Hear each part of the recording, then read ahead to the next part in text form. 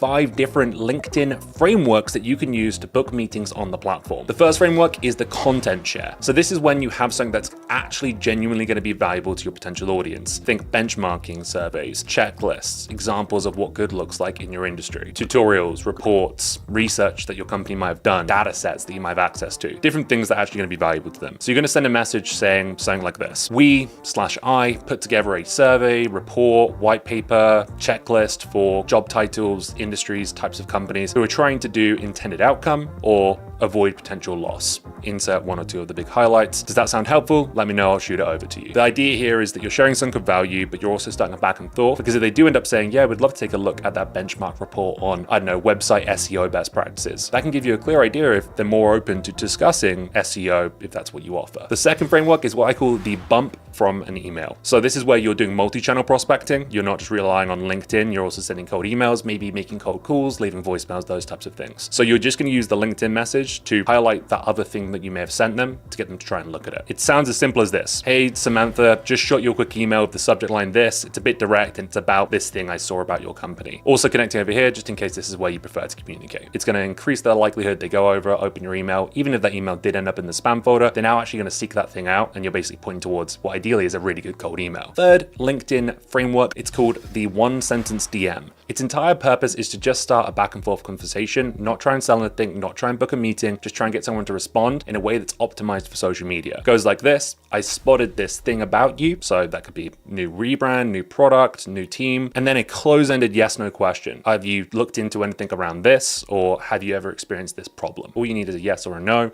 If they reply either, you can then continue on the conversation. That's as simple as it gets. I get stupidly high reply rates to that one. The fourth framework I want to share is using a video to sell in the LinkedIn DMs. This works great as a follow-up, and it stands out a lot because not many people use or send videos on LinkedIn as a way to prospect. Also showcases that you're a human, not just sending automated messages. And the easiest way to do this is open up your mobile phone, jump into the LinkedIn app, and then you select the take photo or video, and then you just record a video. It could sound a little bit like this: hey, Samantha, name's Will. Just some context on that last message I sent you. The reason I asked that is because I spotted that your website is missing a couple of key features that could be leading to a lot of people bouncing from your website the moment they land on your landing page. Can't be sure if it's the case for you, but some people have been finding that is a challenge, especially when they're doing a lot of ad campaigns. They get someone to click, they click on the website, and they immediately close off. One thing we're doing to help with that is providing a website audit. Would this be interesting to you? Let me know. If not, all good either way. That's the video. Short, sweet, pleasant, highlights a problem, makes an offer. You can send that with a little bit of text saying some context on my last message, or had a quick question for you, just to build some curiosity so they actually click on the video. The last framework, as promised, is a bit of a risky one. So this is what I call